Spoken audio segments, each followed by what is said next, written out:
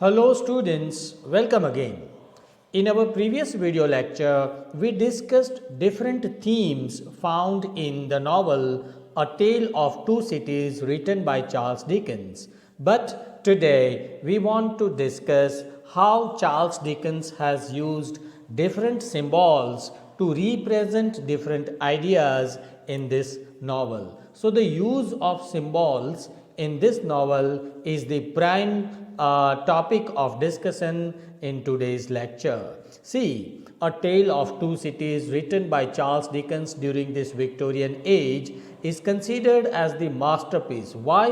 Why is it considered as a masterpiece? Because some very high serious thoughts of Christian idea of resurrection, sacrifice, dualism, these high serious thoughts, ideas are presented by Charles Dickens in this novel. And when the authors make use of symbols, why they use symbols in their literature in order to express highly complex ideas. Okay, sometimes words are not capable enough to carry the ideas or thoughts in literature. In that case, the authors generally make use of symbols in order to convey some very serious ideas. And Dickens, who is a master artist in the writing of novel, he has profusely means he has used so many symbols, like knitting, like mail coach,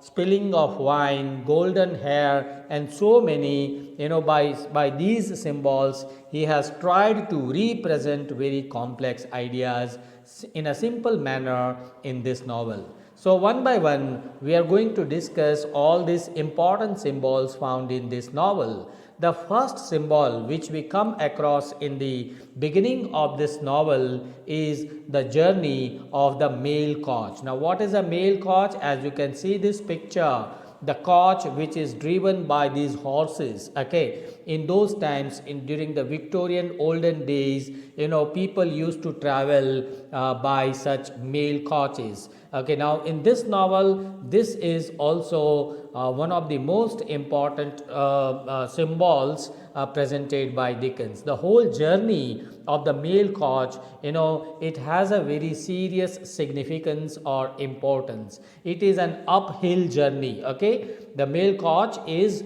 climbing up on a hill, and this mail is heavily loaded by the people. Okay, the horses are weaker, not strong horses, and they are having a difficult time to travel, the horses. Okay, the horses heads, their heads are dropped, and their shaking tails are laboriously making their way through the thick and muddy road. All these things, a difficult journey that represents the worst time that we are going to witness in this novel later on in the lives of these characters who are traveling by this mail coach. So the whole difficult journey, the way the horses have been described by the novelist, the way the whole journey has been presented by the novelist, it symbolizes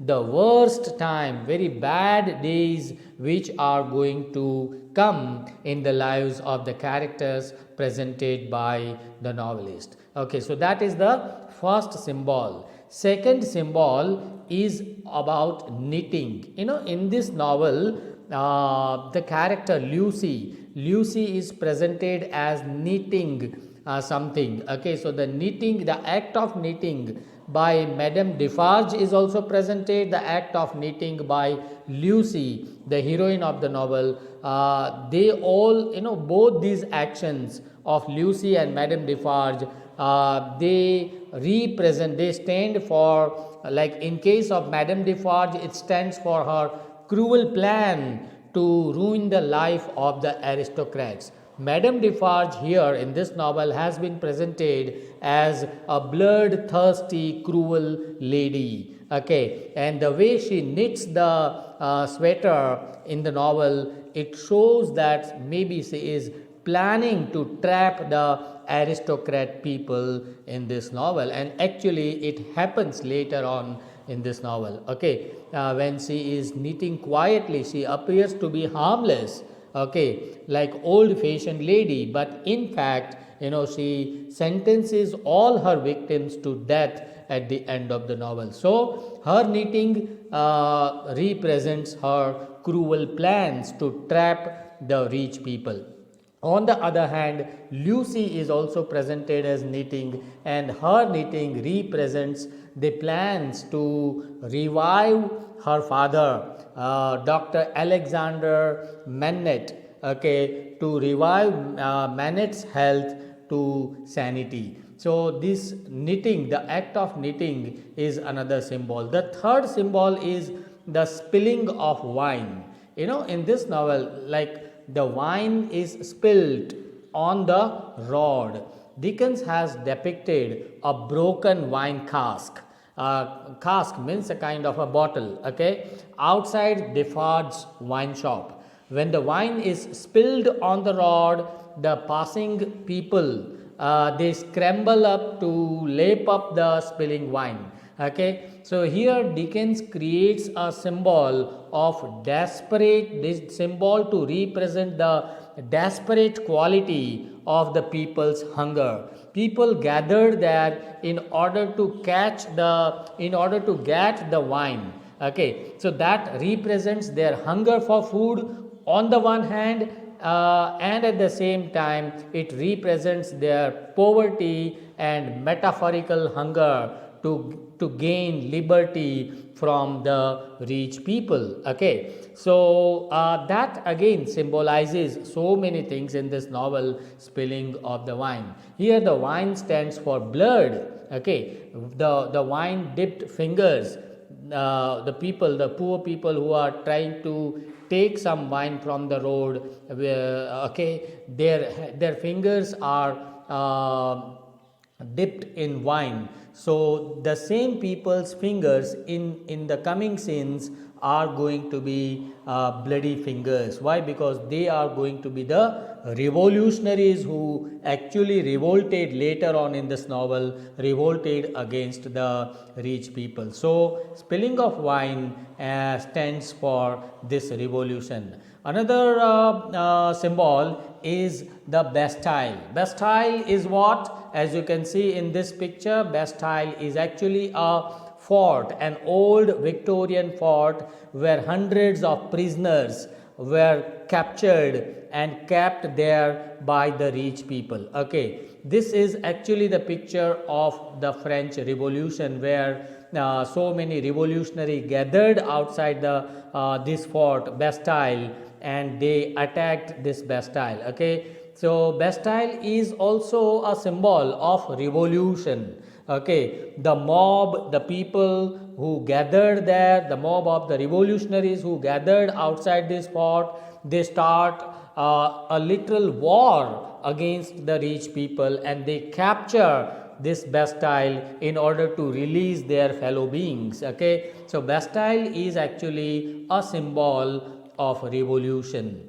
Next important symbol is Lucy's hair. As you can see in this picture, Lucy has been described as a pretty charming girl of 17 years, the daughter of Dr. Alexander Manet, and this daughter is having golden hair. Okay, so the golden hair, the hair color is actually an image that binds her family together. Okay, as the girl binds her hair together with something, in the same manner, when she binds her golden hair, she is actually shown in the novel as binding her family back to sanity. Okay, Dickens describes Lucy's hair as golden thread. Here the phrase golden thread actually symbolizes the reunion of the father and the daughter. Okay, the golden thread does not allow her father to dwell too much in the horrors of the past. After some time, they both are united and they start living a happy life after the novel ends. Okay, so these are various symbols like bastille, like golden hair, like spilling of wine, which are presented by Charles Dickens in this novel. Apart from these objects, sorry, apart from these objects, some characters in this novel, they also represent some ideas. Okay, so the characters are also presented as symbols. Like, say for example, there is a character called Marquis Evermond. Marquis Evermond is actually a symbol of an evil and corrupt social order. Okay, he is indifferent to the lives of the poor peasants. Okay, he continuously exploits the poor people. He has no sympathy for the poor plight of these people, and this and that's why Marquis becomes a symbol of exploitation. There is another character called the character of Madame Defarge. Madame Defarge stands for cruelty. Okay, cruelty of the revolutionaries. And there is a character called Miss Pross. Miss Pross stands for the idea of love. Okay, now both these characters, Madame Defarge, who is standing for cruelty, and Miss Pross, who stands for love, both are contrasted and presented in the novel together. There is a contest presented between Miss Pross and Madame Defarge, and there Madame Defarge is killed by her own pistol. Okay, she herself by mistake kills herself, Madame Defarge.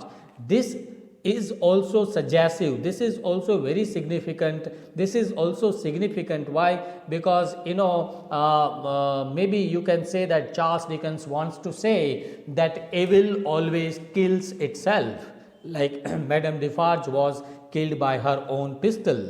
Okay, and moreover, Charles Dickens has presented these two characters in contrast to show this idea.